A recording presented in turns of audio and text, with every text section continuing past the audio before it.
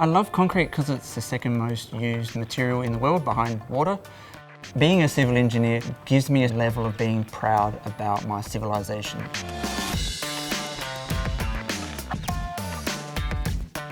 Civil engineering was appealing to me because I had this attraction to architecture and structures and buildings. I was quite good in high school at understanding the maths. It timed kind of perfectly that I finished my PhD and then I came straight into the lecturing position here at Flinders. The thing I love the most about teaching is extracting the best out of a student. So I take the time to clearly explain questions and solutions step by step, and then the student can go from all of that fundamental theory to designing an entire structure within their own laptop. So I'm passionate about using modern materials in construction. If you can shave off a small amount of the concrete that's required, that's a lot of dead weight of the actual building.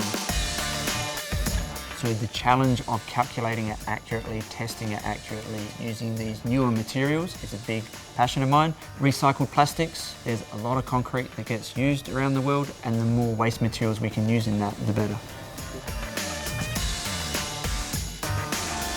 The person that designed the light bulb worked by candlelight. If you learn how software is made and what it can do, you then know the limitations of it and know that there's always going to be something new. It's my job to find that spark in my students and turn them into a confident practicing engineer.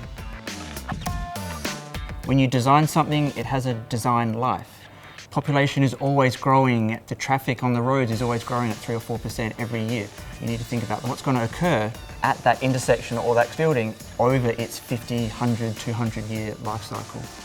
It's great, and it gives me that level of pride to be part of creating the new generation of civil engineers that can help move our civilization forwards.